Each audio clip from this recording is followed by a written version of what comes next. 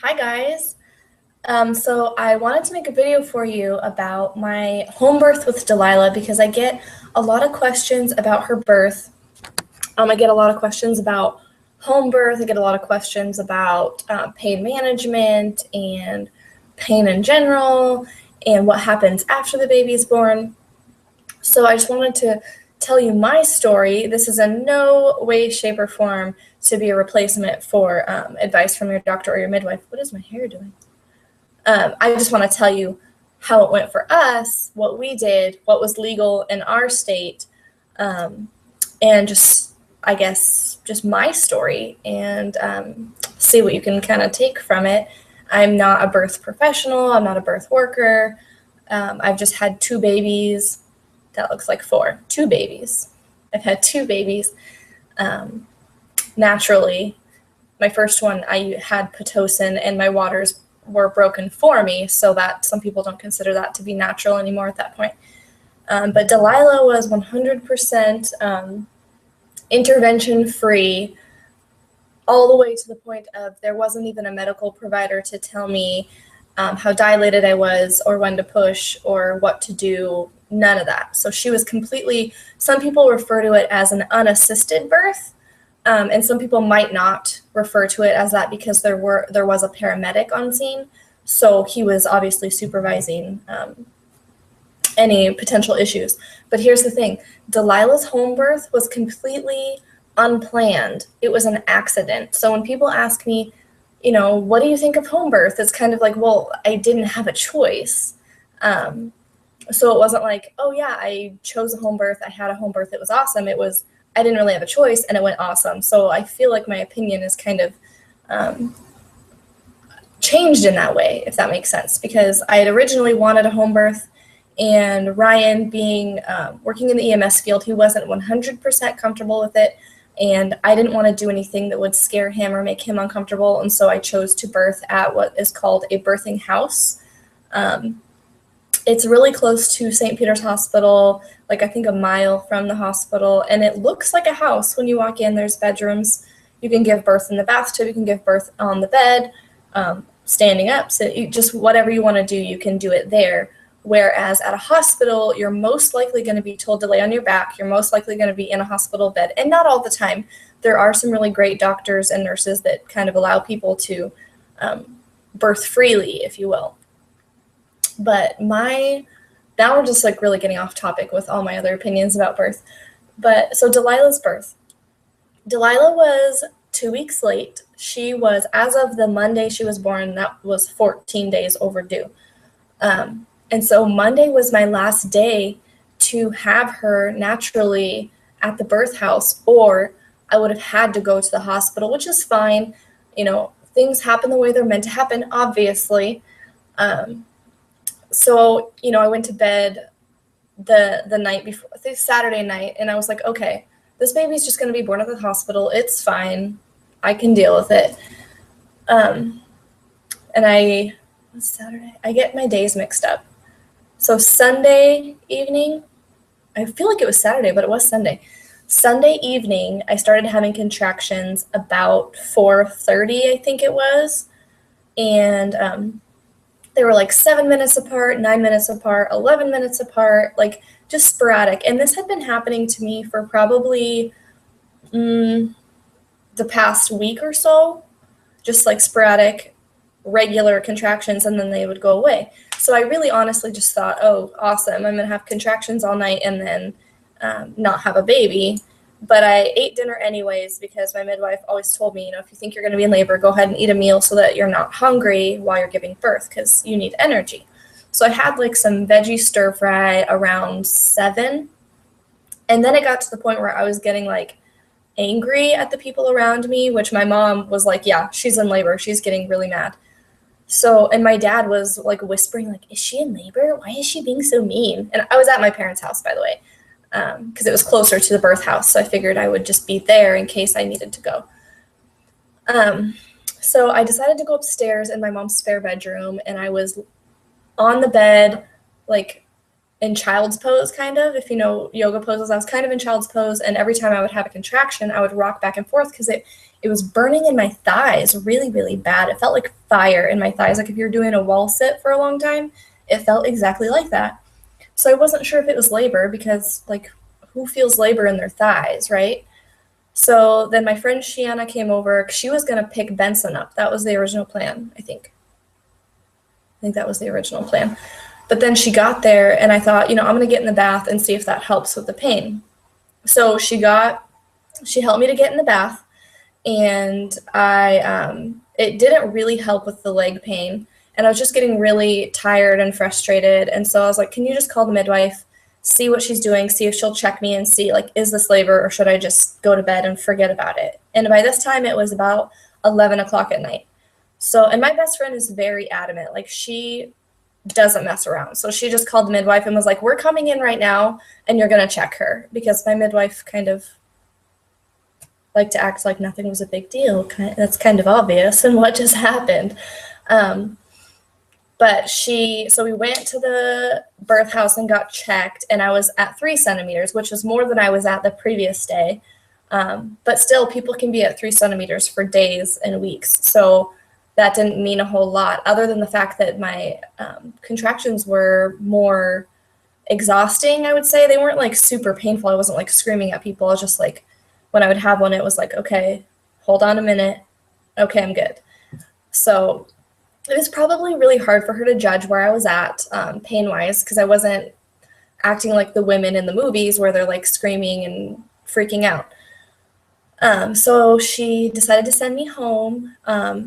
She thought I'd be more comfortable at home. I'd progress more easily at home. Little tidbit of information, she forgot that I lived 45 minutes away. And so I was really bummed about having to drive home because I was so uncomfortable. So Ryan drove us home. My doula went home because she was thinking the same as the midwife, like, go home, you'll progress. We'll meet you back here later. My best friend didn't follow us home. She went home to sleep because we figured we were having a baby in the morning. So everyone went home to sleep. And for those who don't know, a doula is like a birth friend. Like, they're going to be there for you and help you make decisions. And it's basically like a best friend for birth is how I think of it. So we went home. We got gas on the way home, which was not fun. I thought I was going to throw up at the gas station, and I just wanted to be home. We get home, and I'm really bad with times. I think by this time it was 1 something or so in the morning, and I wanted to get in the bath again because I just couldn't get comfortable in bed. So Ryan ran me a bath, and I got in, and it felt good to be in the bath. I could manage my contractions. I wasn't in too much pain.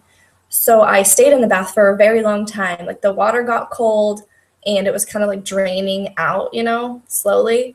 So my husband came in and said, you need to get out of the bath because, 1, you're sleeping. I was sleeping in the bathtub, so I couldn't have been in that much pain. You're sleeping. I want you to get out because I don't want you to drown. And 2, your water's cold, and that can't be comfortable, so get out of the bath. So I get out. He helps me get dressed. At this point, I just had on a hot pink sports bra, which you can see in some of my birth pictures that I'm still wearing when I give birth. He helps me put on some underwear and then a bathrobe. Or no, I didn't have the bathrobe on at this point. So he helped me get into bed, and I had like pillows everywhere, like over my knees, under my butt, just everywhere, just like holding me up in bed. And I kept closing my eyes and then looking at the alarm clock and closing my eyes and looking at the alarm clock every time I would have a contraction. And they were getting really close together, like 1 minute apart from the time that one would end, or one would start and then go and then end and then start. So they were like just back-to-back contractions. They were like 1 to 2 minutes. And this part's kind of, if you have a queasy stomach, I apologize. But the thing that made me want to call the midwife again is I felt this downward moving sensation. Like, the only way I can describe it is if you take a golf ball and you drop it through a paper towel roll, and it just drops right through. I felt like a dropping sensation, and I was like, I don't think that's good. I mean, it's good, obviously, because the baby's coming, but, like, I think things are about to go down pretty soon. And so I had him call my midwife, and she said, yep, that's awesome, come back. And he hung up the phone. The next contraction I had, in my mind, I was thinking, I'm going to kind of gauge where I'm at. Like, Am I ready to have a baby? What's happening? And so my next contraction, I bared down a little bit. I pushed a little bit, and my water broke everywhere. It like exploded to every corner of the bed. And so I told Ryan, I lifted up the covers and said my water broke. So he tried to help me stand up and get redressed to get to the car. And at this point, I'm holding his forearms and I'm looking at him and I'm saying, we can't go. There's no way we can go. I'm too close to having this baby. We can't go. And he's like, what do you mean can't go? You have to go. We have to go. And so I yelled at him to go get Brandon, who is our neighbor, and he's also an EMT and firefighter. And so at this point, he's panicking because he's like, what are you doing? We're not having a baby at home. So while he was over getting Brandon, I crawled over to this. I don't know why I thought this. Okay, this is all like instinct, intuition. I crawled over to our bedroom rug, and Ryan had helped me put my bathrobe on at that point because we were going to go out to the car. So I'm on all fours with my bathrobe on, so no one can like see anything. Because that's the number one thing I get is people say, "Oh my God, all those people, all those firefighters that are your husband's friends saw you naked." No, they actually didn't, but not that I would probably be concerned with that while I'm pushing out a 9.5-pound baby. So I'm on all fours. They come back in and they're like, "What are you doing?" And I said, "I can't go. Like, we have to have this baby here." And so Ryan calls Holly, who is also my neighbor and is also a doula. And Ryan is like, when he panics, he gets very mellow and like really like just monotone. And so he calls Holly and he's like, and this time it's like 3 a.m, okay? So he's like, "Holly, Alicia told me to call you because she's in labor." And of course, Holly's like, "Okay, I'm not her doula, and what are you wanting me to do here?" And she can hear me in the background because at this point I am vocalizing through these contractions. Once my water broke, the contractions were very hard to handle, and I was very loud. So Holly could hear me, and she's like, "Is she pushing?" And Ryan says, "Yeah, she's pushing the baby out." And she's like, "Ryan, call 911," which I think for him was so foreign because he is 911. Like, he is who shows up when you call 911. So I think it's kind of awkward for him to have to call dispatch. But he called dispatch, and this is what he says. "So my wife is having a baby, and she won't get in the car." That's what he says to the dispatch. "My wife won't get in the car." So she says, "Would you like an ambulance?" And he said, "Sure." So the ambulance got there fairly quickly. I don't remember because at this point I'm like blacking out everything. I don't know what's going on besides what I'm doing. So the ambulance comes, and there's like all these firefighters that we know. They for the most part, stayed in the hallway. There was 2 female firefighters that I know, Anne and Abby. And Anne was here, and Abby was here, and I'm still on all fours. And Abby was trying to, I think it was Abby, I think, that tried to take my blood pressure, and I was screaming at her that I didn't need my blood pressure taken. And then there was a paramedic there, and then there was like 2 other firefighters in the hallway. So there's a lot of people there. And at this point, I'm like tired of doing this. It's only been like 30 minutes, but I'm like already sick of the pain, right?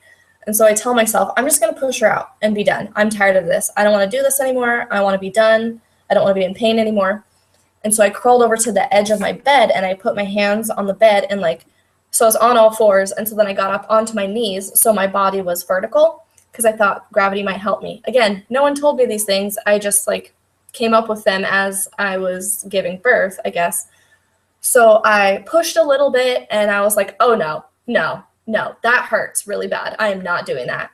And so then my contraction goes away, and then my next contraction comes, and I'm like, "Okay, I just have to do this. I have to do this. It's my last chance. I'm tired." And so I push, and I push her head out, and then I tell the firefighters that she's coming out. Like, they didn't really know what I was doing because my bathrobe's covering everything.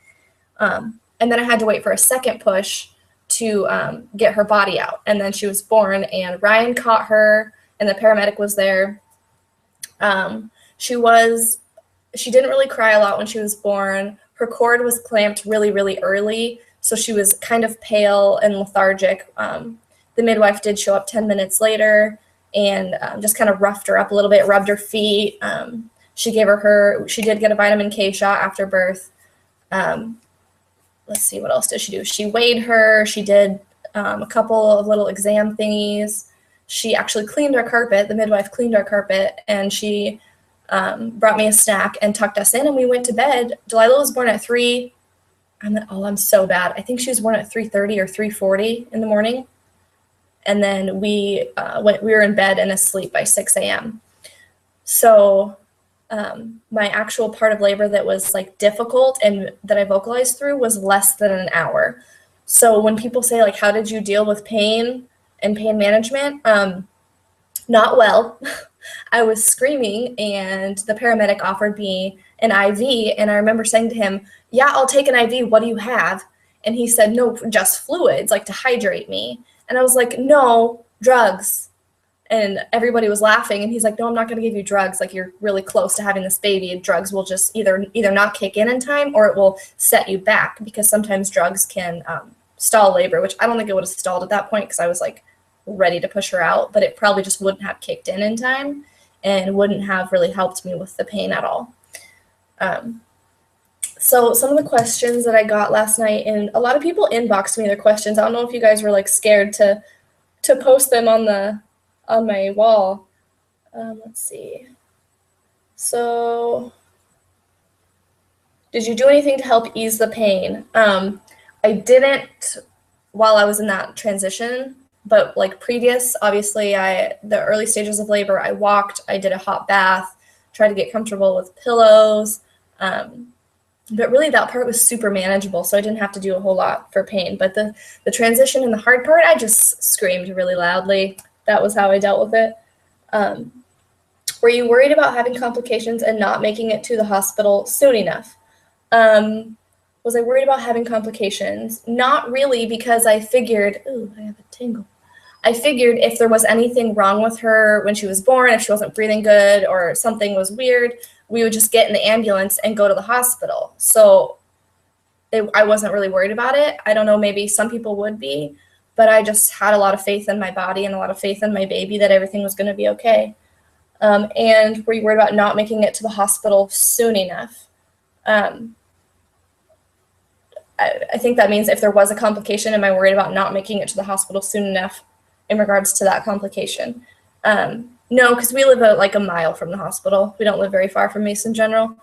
But was I worried about not making it to the hospital while I was in labor? No, because when the ambulance got there, the paramedic leaned down and was like, do you want to go to the hospital? And I said, can I go like this on all fours on the gurney? And he said, no, you can't. So I said, well, then I'm not going. So we didn't go. The plan was never to transport me in labor to the hospital. Those are those 2 questions. That was 3 questions. Let's see. I think another question I get a lot is, would I have a home birth again? I think if we did have another baby, I probably would plan another home birth with a different midwife, just because I don't feel like I clicked with that midwife very well. I don't feel like she really heard me when I told her that I was in labor. I've had a baby before. I know that my early labor is very manageable and not very painful, and that I don't know. I just think we're really far from the birth house, so I don't know. I just think I would have another home birth, but I would have a different midwife, one that was maybe more hands-on and more involved. Because basically they do everything that they do at the birth house. They bring all of that equipment to your home. So it's really not any different than having your baby at the birth house. We're super close to the hospital. We're super close to all the EMS personnel around here. So I would probably most likely do a home birth if we had another baby, which is not sounding too great right now with the amount of sleep I'm getting.